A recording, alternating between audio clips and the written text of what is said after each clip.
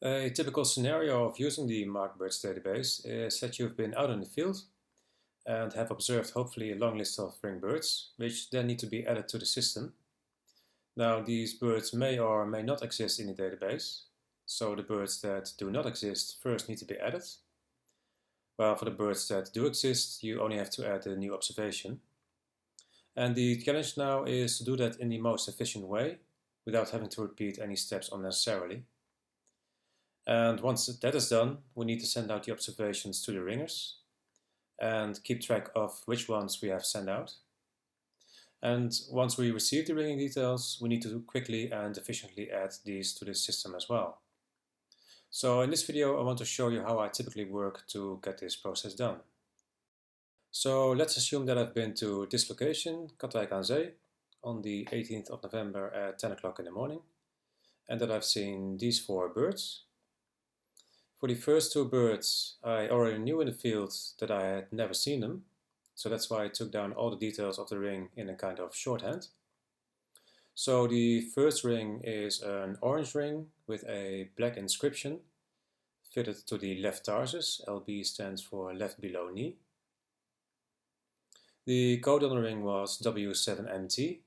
The reading direction was down. And it also had a metal ring placed on the right tarsus, right below knee. And it was an adult herring gull. The second bird was also an adult herring gull, fitted with a blue ring with white inscription on the right tibia, right above knee. Code on the ring was J.J, reading direction was upwards, and the metal ring was fitted to the left tarsus. The other 2 birds I've seen many times before, so I've only written down the code for these birds. So let's add these birds and observations to the system. It's probably easiest to start with the birds that we've already seen. So let's start with the first one by doing a search for YBCB. Into search mode, enter the current marker code and press enter. And as you can see, I've seen it many times before. So the first step is to add the new observation. Click on Add Observation, enter a date, the time, and the location, which I've stored in the system. And we click on Save. So that's all stored. What's important now is that we copy these observation details to the clipboard by clicking the Copy button, which means that we can now use that information for all the other observations. So we return to the bird overview layout. The next bird that we can add straight away is A338. So let's do a search for that bird. There it is. All we need to do is click on Add Observation. The observation details are all on the clipboard, so I only have to click on Paste. Click on Save, close it, and that's that observation added. So the other 2 birds we need to add, at least we think we do. Let's first make sure by doing a search. Let's take the first bird first, W7MT. Let's do a search for that. If all is well, it should come up. No, it doesn't match the find criteria. Let's do a search for the other one straight away. I would enter this in my system as B-JJ, which also doesn't exist, so that's good. So let's add these 2 to the system. It's a herring gull with a orange ring on the left tarsus. Code is W7MT. Color is orange. Black inscription. Reading direction is down. The metal ring was on the right tarsus. Don't know the code. The ringing station was London. Close this. What we can now do is that because we know that the next bird that we are going to add is also a herring gull, we can click on Remember so that we don't have to add herring gull the next time. We can also say that yes, we do want to add an observation. It was an adult herring gull, so we enter the adult age for a herring gull, which is older than 4 calendar years. And just to be sure, we can click on Show to see what observation details are stored in the memory. And that's all the details that we're after. And we can also check Remember so that we don't have to add it the next time. Do a final check to see if everything is in order, which it is, and then we click on Add to add that bird to the system. So now the bird is added together with the observation. We are shown the details of that observation to make a final check or to add some notes. And then click on Close to return to the bird overview layout, and we can see that the bird as well as the observation has been added. So that leaves us with the fourth bird. We also add that one, use the same form. Herringull is already added. This bird had a blue ring on the right tibia. Code j.j.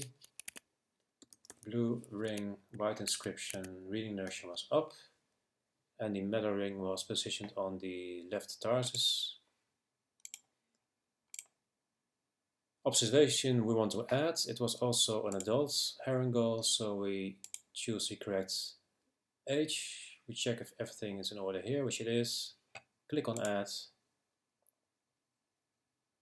Bird is added together with the observation. Typically I normally don't have to add anything here, so I can click on Close and that's done. So that's all for observations and birds added to the system. And if we want, we can see a summary by clicking See All Observations and see the full list of ringed birds that we've seen that day.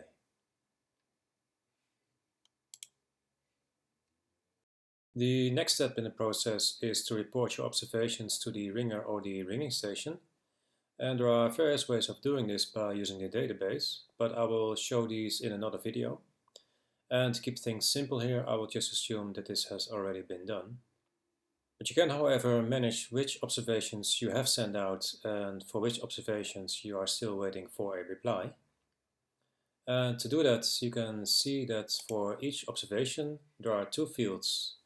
One called Observation Submitted with a yes and no, and a Live History Received field, also with the options yes and no. When first creating an observation, both are set to no by default. But now that we've sent out the observations, we can set the Observation Submitted field to yes. And as soon as you do that, two things happen. The observation submitted turns green, so that you can easily see that it has been submitted. And the date of today is automatically logged, so that you can keep track of when these were sent. So you then click on Save to save these changes. Now you could go into each individual observation and click on the Yes option individually, but there's a quicker way of doing this by opening up the day summary. And you can see here the abbreviations for submitted S and received R.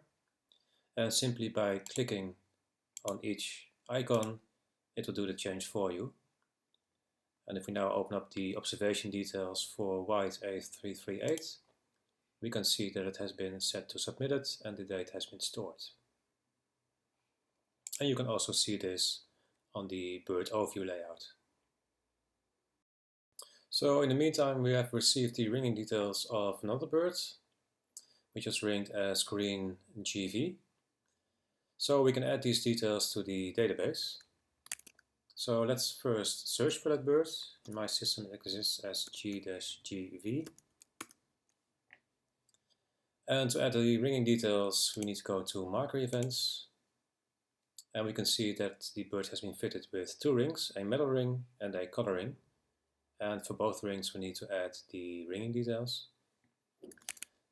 The live history has been sent as a PDF, from which I'm going to copy the details. So I'm going to copy the code on the metal ring. And I actually like to remove that dot. Ringing date was 26/15, 26/6/15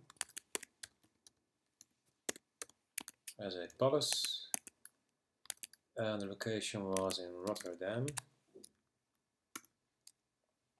And the same details apply to the coloring, but it would not be very efficient to manually type these in here as well.